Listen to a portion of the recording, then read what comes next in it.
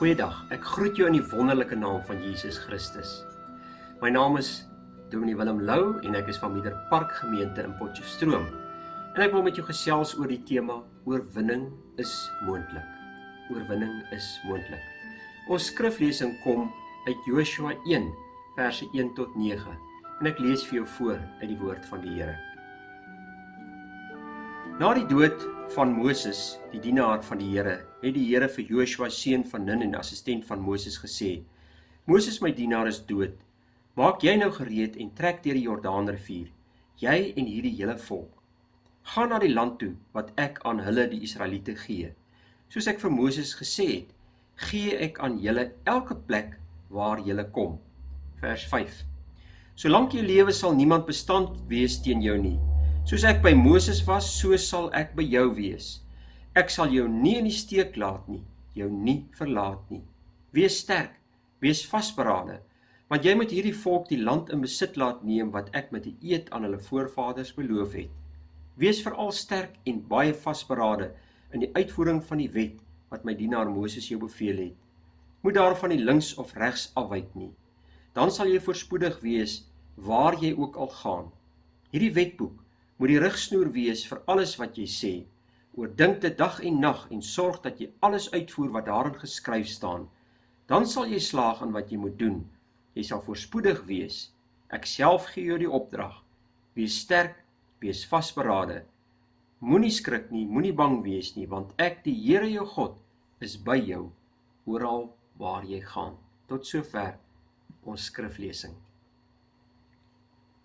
Die boek Joshua handel oor die verowering van Kanaan. En die boek begin deur te vertel hoe God destyds sy volk voorberei het en begelei het om die beloofde land Kanaan in besit te neem. En die volk moes hulle losmaak van heidense afgode en leer om God alleen gehoorsaam te dien. God was besig om sy volk te vorm deur 'n proses van verlossing en transformasie. Verlossing uit Egipte en transformasie wat in die woestyn plaasgevind het.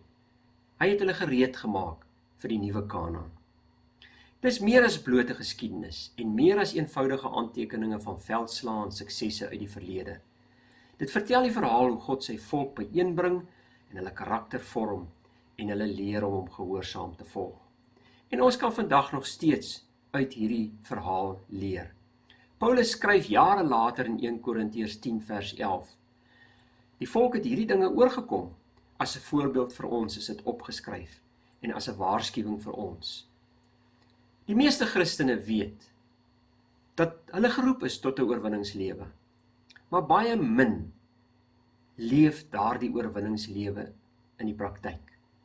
En Johannes skryf in 1 Johannes 3 en hy sê, ons is nou kinders van God, en dan vertel hy hoe ons hierdie nuwe identiteit gekry het en hoe ons leefstyl anders lyk. En dan sê hy in vers 6, iemand wat in God bly, iemand wat in hom bly, hou nie aan met sondig nie. En vandag weet ons, Jesus het dit vir elkeen moontlik gemaak om 'n oorwinningslewe te leef, 'n geesvervulde lewe te leef. Want dit is God se doel vir elkeen van sy kinders. En hoewel die Bybel vol voorbeelde is van mense wat ongehoorsaam geraak het en misluk het, was God se bedoeling altyd dat ons in sy oorwinningskrag moet lewe.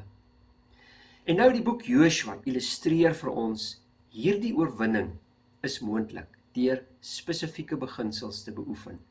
En dan begin hierdie boek deur te vertel van 'n nuwe land, 'n nuwe lewe wat beskikbaar is, maar hulle moes dit in besit gaan neem. Nou daar is 'n nuwe lewe vir elkeen van ons om in besit te neem. Joshua 1 vers 1 tot 2 sê, na die dood van Moses die dienaar van die Here, het die Here vir Joshua seun van Nun, assistent van Moses gesê, Moses my dienaar is dood, maak jy nou gereed en trek deur die Jordaanrivier, jy en hierdie hele volk. Gaan na die land toe wat ek aan hulle gee. Nou, die Israeliete was toe nog in die woestyn. Hulle het uit Egipte gekom en was op pad na Kanaan, die beloofde land en die plek van oorwinning vir God se volk. God het vir hulle gesê om oor die Jordaan te trek en nou hierdie land in besit te neem. 'n land wat hy reeds eenkant gesit het en vir hulle gereserveer het. Maar let op die implikasie van hierdie stuk geskiedenis. Egipte, die woestyntyd en die land Kanaan het destyds vir die volk 'n groot en sterk betekenis gehad. En so het dit ook later vir ons as gelowiges 'n sterk simboliese betekenis gekry. Kom ons kyk eerstens.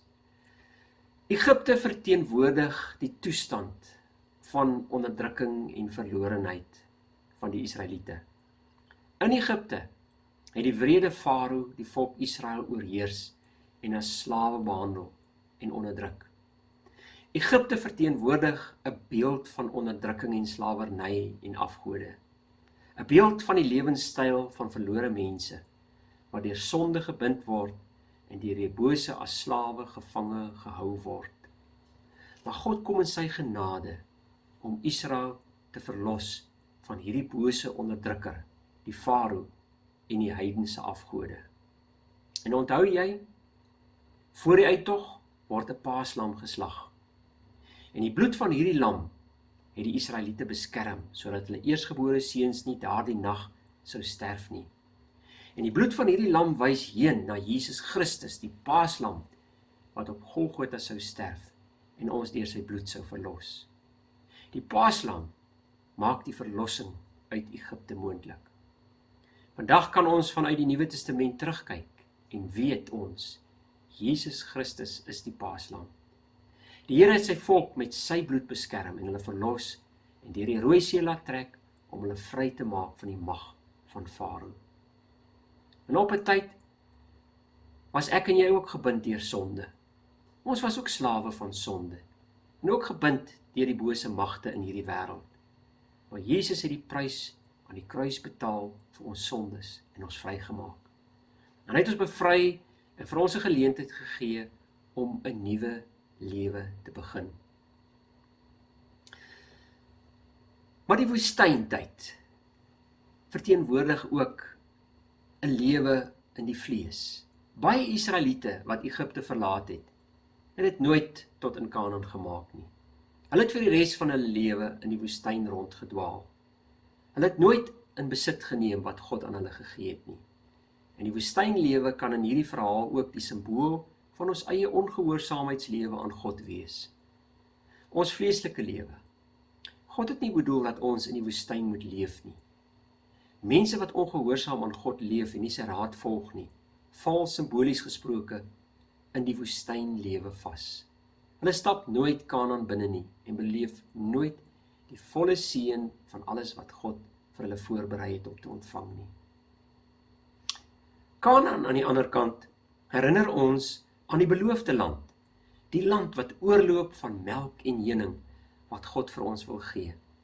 Dit herinner aan die versorgende genade van God.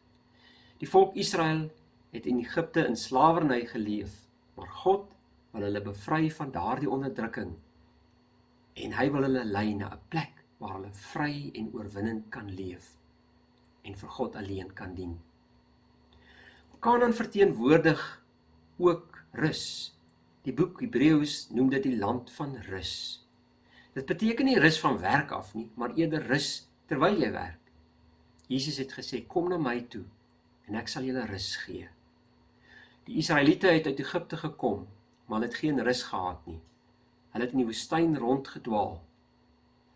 Maar dalk is jy ook moeg om doelloos te lewe en in sirkels te dwaal.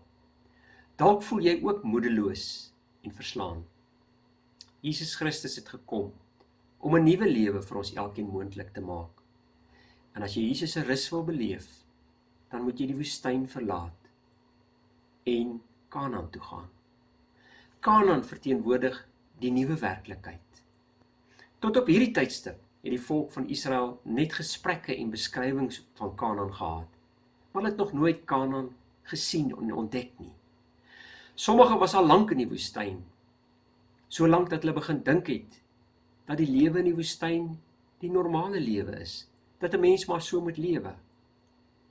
God se plan is nie vir ons om in die woestyn rond te dwaal nie, maar om in Kanaan te lewe. En God wou sy volk na Kanaan bring. waar hulle kan lewe in oorvloed. Deuteronomium 6 vers 23 sê, maar vir ons het die Here daarvandaan laat wegtrek en ons in hierdie land te bring. En ek wil vra, op watter plek in die lewe bevind jy jou nou? Is jy in Egipte vasgevang in slawerny? Of dwaal jy nog rond in die woestyn? Of is jy in Kanaan? Of staan jy vanoggend voor die Jordaanrivier en maak jy gereed om die oorwinningslewe vir jou toe te eien? Ons lees in die boek Joshua, die volk was nou op die rand van die woestyn. Kanaan het voor hulle oorkant die Jordaan gelê. En dit was tyd om aan te beweeg. Dit was tyd om in besit te neem wat God reeds vir hulle gereserveer het. Die groot oomblik waarna die volk vir jare uitgesien het, het nou aangebreek. En hulle sou die nuwe land in besit neem. En God het nou deur Joshua vir die volk gesê hoe hulle gereed moet maak om hierdie land in besit te kan neem. En nou is die vraag, hoe neem mens jou beloofde land in besit? Kom ons gesels daaroor. Want daar is beginsels wat ons moet verstaan om God se beloftes in besit te neem. Eerstens, maak gereed. Kan jy jou indink hoe opgewonde die Israeliete moes gewees het om die beloofde land nou binne te gaan? Hulle het vir 40 jaar in die woestyn rondgedwaal en nou kom sê Josua vir hulle, maak gereed. Maak gereed om hierdie beloofde land in besit te neem. Die land waaroor hulle al soveel keer gepraat en gedroom het. En die vraag is, was hulle dan nie gereed nie? Hulle het tog vir 40 jaar kans gehad om hulle gereed te maak. Jy sien, die beginsel van voorbereiding is een van die sleutelgeheime wat oorwinning vir jou moontlik maak. Let op, 'n mens is nie sommer net van selfsprekend gereed nie. Joshua en die volk moes hulle eers voorberei en gereed maak, voordat hulle die land in besit kon neem. Wat behels die gereed maak? Hulle moes geestelik en emosioneel gereed maak. Dit het beteken, hulle moes rustig word. Hulle moes wag op die Here en op God fokus. Maar tweedens, hulle moes ook fisies gereed maak. Daar was dinge wat hulle moes regkry, wat hulle sou benodig.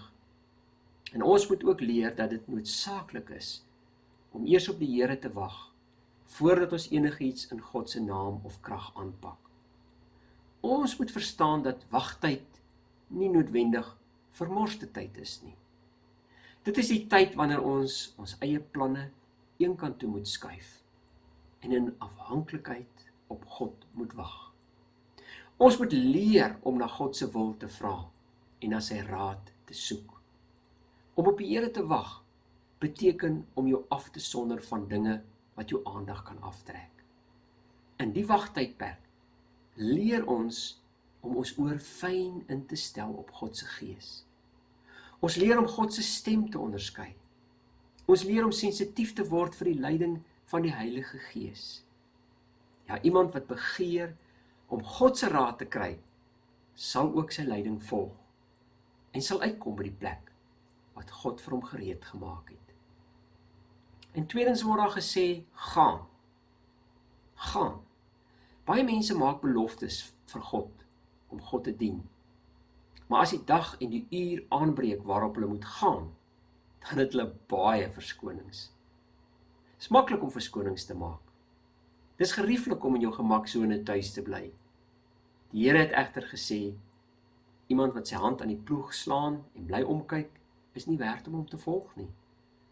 Dit kos moed en durf en selfdissipline en deursetting om te gaan doen wat God vra. Maar God sal egter altyd by jou wees. Die Israeliete wat nie bereid was om te gaan nie, en die land Kanaan in te besit te gaan neem nie, hulle het in die woestyn rondgedwaal en uiteindelik gesterf.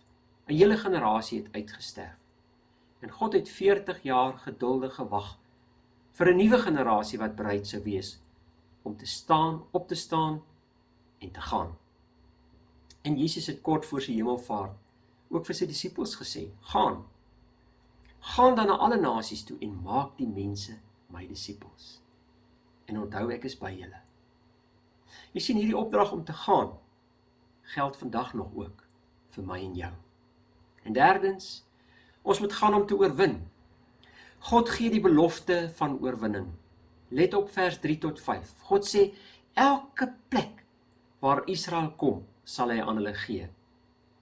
Die NIV vertaling sê, I will give you every place where you set your foot. En die boodskapvertaling sê, elke plek waardeur julle trek, sal ek aan julle gee. Jy sien, God het reeds die land Kanaan aan Israel gegee. En al wat Josua moes doen, was om met geloof vorentoe te beweeg en in besit te neem wat God reeds aan hom gegee het. En God waarborg die oorwinning. Hy gee elke plek aan hulle waarop hulle voete trap. En God het vir ons ook klaar 'n oorwinningslewe gegee. Aan die kruis het Jesus gesê, dit is volbring. Sy opstanding uit die dood waarborg dit.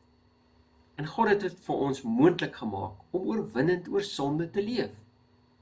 Ja, 1 Johannes 3 vers 6 sê, iemand wat in hom bly, hou nie aan met sondig nie. En die duiwel wil hê ons moet in sonde vasgevang en vernederd in die woestyn bly leef en die oorwinningslewe wat God vir ons moontlik gemaak het, verbeur. Besef ons die waarde van hierdie oorwinningslewe wat God op Golgotha vir ons moontlik gemaak het. Ek wil dit illustreer met 'n verhaal wat jare gelede in Engeland afgespeel het. Daar word vertel dat op 'n dag 'n bejaarde man koud en honger by 'n musiekwinkel in Londen ingestap het. En hy het die winkelier gevra of hy hom 'n paar pond vir sy ou viool sou gee, sodat hy ietsie kon koop om te eet. En die winkelier het die man 5 pond vir die viool gegee. En nadat die man weg was, het die winkelier 'n kers aangesteek en die viool in die lig bestudeer. En hy het die woorde gesien, Antonio Stradivari, 1704. En hy het opgewonde besef, hy besit nou 'n kosbare viool, wat vir meer as 100 jaar vermis geraak het. En die viool het jare later vir miljoene pond verkoop. Maar vir 'n rukkie was dit in die hand van 'n pennilose man op die rand van hongersnood, wat glad nie toe die waarde daarvan besef het nie. Vriende, God se kinders wandel dikwels met 'n Bybel in die hand en besef nooit die waarde van God se beloftes vir hulle nie. Hulle leef op die randjie van hongersnood en in plaas daarvan om die vreugdes van die verlossing te beleef, sukkel hulle voort. En die 4de, wandel in sy krag. God sê vir Joshua, die volk moet in sy krag wandel. In vers 5 staan daar, solank jy lewe, sal niemand bestand wees teen jou nie. En let op 2 dinge. Wanneer jy in God se krag wandel, is niemand teen jou bestand nie. Daar was geen beperking in die oorwinnings wat God aan sy kinders wou gee nie. En tweedens, God se krag raak ook nooit uitgeput nie. Vriende, dit bly tot jou beskikking vir solank jy lewe. Ons kan sê, agter elke opdrag van God en agter elke ding wat God ons vra om te doen, staan God self. En God waarborg dat hy by ons sal bly en ons deur sy krag sal help. So het hy ook vir Joshua beloof dat hy oral saam met hom sal gaan en hom elke oomblik sal beskerm. Die werklikheid van hierdie belofte het eers vir Joshua sigbaar geword, toe hy in geloof vorentoe stap om die stad Jerigo in besit te neem. En wat het toe gebeur? God self het hom tegemoet gekom en beheer van sy leer oorgeneem. Dieselfde God en dieselfde belofte is ook vandag steeds tot jou en my beskikking. En vriende, tog maak min mense hiervan gebruik. Die 5de ding wat God vir sy volk sê is, wees sterk en vasberade. Jy sien, as jy wil oorwin, het jy sekere karaktertrekke nodig. En God sê, wees sterk. En dit het niks met liggaamskrag te doen nie. Dit het met emosionele wilskrag en geloof te doen. Moenie terugdeins nie, moenie vrees nie, moenie bekommerd wees nie, maar wees gelowig. Wees vasberade. Dit beteken, moenie dat enige iets jou van koers afdwing nie. Mense wat al hart en wilskrag op 'n ding gesit het, kry dit gewoonlik. Hulle behaal hulle doelwit, selfs al moet hulle in die proses baie dinge opoffer.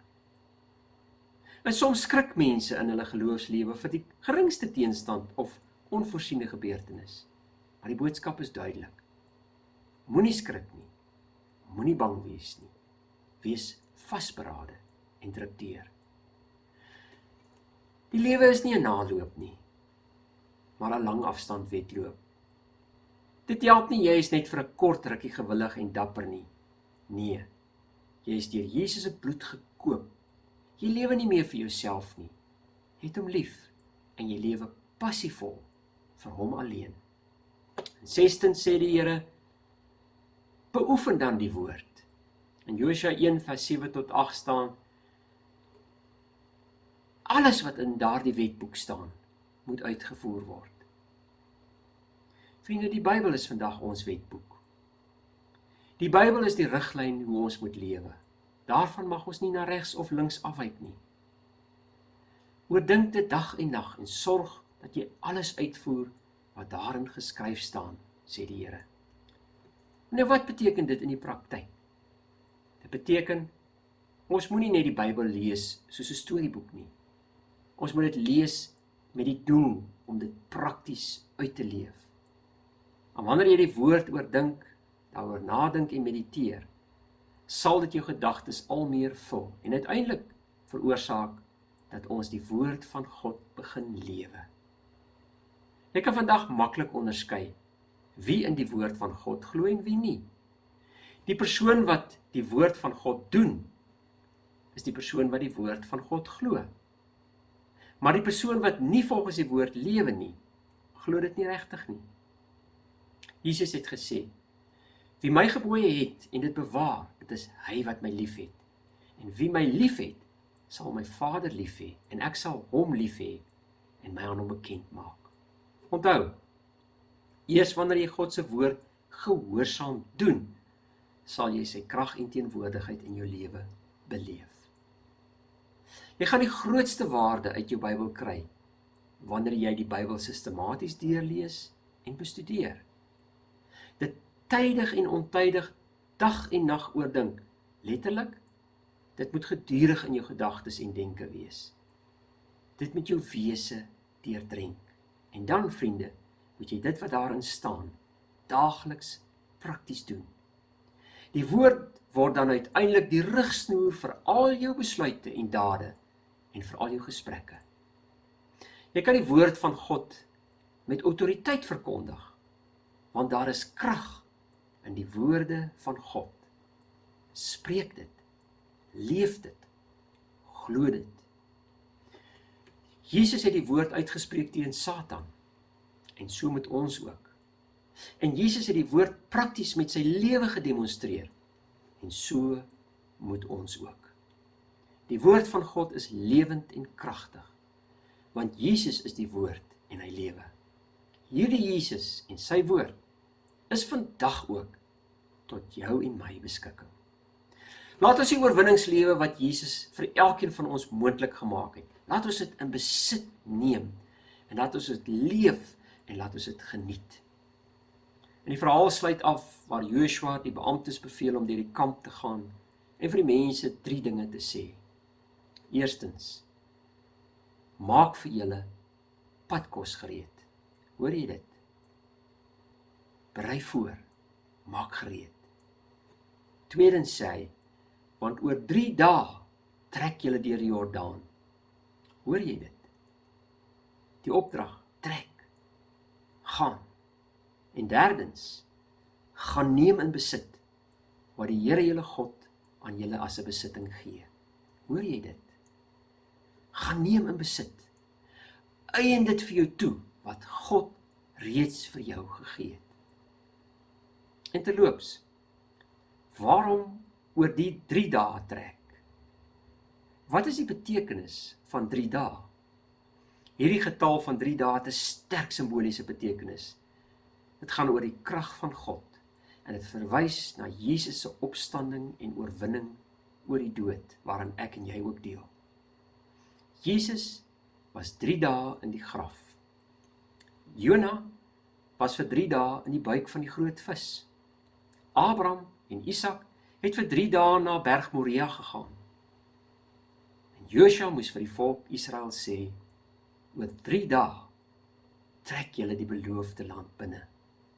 En ek wil nou ook afsluit en ook God se boodskap aan jou persoonlik gee en sê, maak gereed. Tweedens, gaan. Derdens, neem in besit en gaan leef oorwinnend in die krag van Jesus Christus. Moenie in die woestyn bly ronddwaal nie. Jesus het gekom sodat jy in die volheid van God se krag en in sy teenwoordigheid 'n oorvloedige lewe kan leef. Amen. Ek groet jou nou en ek seën jou met die autoriteit wat God aan my verleen om jou te seën.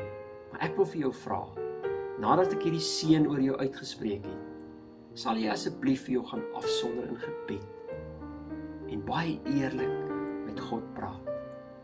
En maak seker dat jy nie in die woestyn ronddwaal nie.